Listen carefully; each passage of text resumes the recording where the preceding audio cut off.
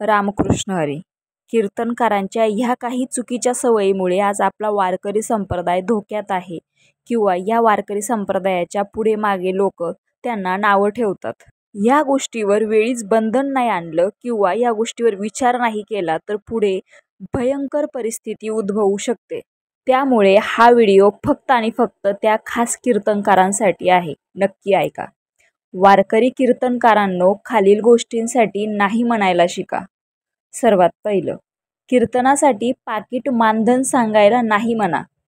प्रवासाचा खर्च सोडून वर दिलेली रक्कम नाही म्हणा. स्वतःची पाद्यपूजा करून घ्यायला नाही म्हणा. स्वतःची आरती करून घ्यायला नाही म्हणा. माझ्या ह्या व्हिडिओमध्ये मी फक्त आणि फक्त विचारपूर्वकच मुद्दे मांडलेले आहे. थोडक्यात काय तर मी वस्तुस्थिती मांडण्याचा प्रयत्न केलेला आहे. त्यामुळे माझा व्हिडिओ हा शेवटपर्यंत नक्की ऐका म्हणजे तुम्हाला समजेल. कीर्तनात एक संयोजकाचा हार सोडून इतर हार घालून घ्यायला नाही म्हणा. कीर्तनात संत विरहित काव्यरचना म्हणायला नाही म्हणा. स्वागतासाठी रथ दिंड्या घेऊन आलेल्या लोकांना नाही म्हणा. सप्रेम भेट म्हणून आलेली उंची वस्त्रे, ऐशा आरामाच्या वस्तू यांना नाही म्हणा. विना टाळ पखवाज सोडून इतर वाद्यांना नाही म्हणा. गरजेपुरता लाऊडस्पीकर वापरा, गरज नसेल तर त्याला नाही म्हणा. मोठाल्या साऊंड सिस्टीम त्याला नाही म्हणा. देवासमोर पाठ करून कीर्तन करायला नाही म्हणा. राजकीय स्वार्थासाठी राजकीय लोकांनी आयोजित केलेल्या कार्यक्रमाला नाही म्हणा.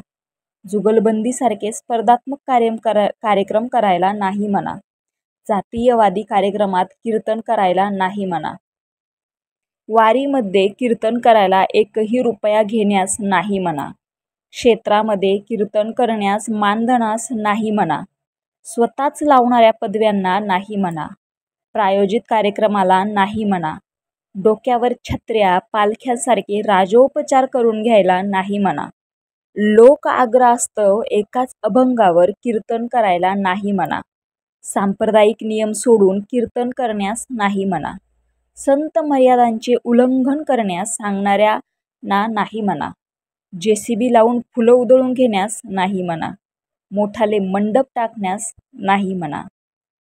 कारण कीर्तन परंपरा म्हटल्यानंतर आपल्यासमोर फक्त आणि फक्त एकच ओवी यायला हवी, ती म्हणजे जेणेकरुणी मूर्ती ठसावी अंतरी, ऐसी कीर्तन मर्यादा संतांच्या घरची.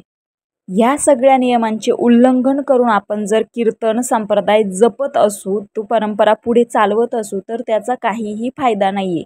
तर मग असं म्हणावं लागेल की कीर्तन परंपरा ही 16व्या शतकातच संपलेली आहे. त्यानंतर फक्त आणि फक्त त्याचा बाजार चालू आहे. बोटावर मोजण्या इतकी 4-2 लोक सोडली तर कोणालाही संप्रदायाचा खरा अर्थ, कीर्तनाचा खरा अर्थ माहीत नाहीये. आज काही लोकांना माझ्या ह्या व्हिडिओचा रागही येत असेल, परंतु यामध्ये फक्त आणि फक्त वस्तुस्थिती आहे. तुम्ही जर विचार केला तर बाहेरचे संप्रदाय नव्याने उदयाला येऊन आपल्या समोर पुढे जात आहे, परंतु आपण आजही मागेच आहोत.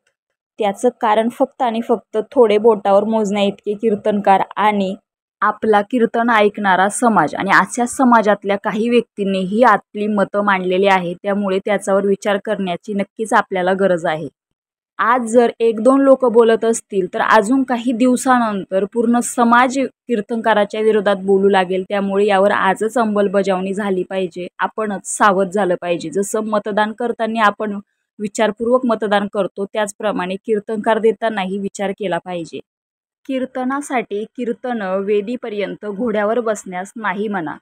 अतिमिष्टान्न खाण्यास नाही म्हणा. मुक्काम करायचा झाल्यास गाद्यगिरिद्या नाही. शक्यतो तरुण कीर्तनकार नाही म्हणा. तरुण स्त्री संपर्क नाही म्हणा. उगाचच मोठाले बॅनर स्वतःच्या फोटोची कटआउट करून घेण्यास नाही म्हणा. रात्रीचा प्रवास करून कीर्तनासाठी येण्यास नाही म्हणा. 5 मिनिटाच्या वर कीर्तनात चाल म्हणणाऱ्या गायकाला नाही म्हणा. उगाचच आलापी करणाऱ्या व कीर्तनाचा वेळ घेणाऱ्या गायक नाही म्हणा. गायक व पखवाजे टाळकरी यांना मानधन देण्यास सांगायला नाही म्हणा. हे नियम जर पाळले तर लोकांचा तुमच्यावर विश्वास वाढेल, कीर्तनाची परंपरा टिकेल आणि तुमचा निश्चित सन्मान राहील. शेवटी कीर्तन हा धंदा नाहीये. कीर्तन परंपरेचा अपमान होत असेल, संप्रदाय टिकवण्याचा काहीच फायदा नाही. रामकृष्ण हरी.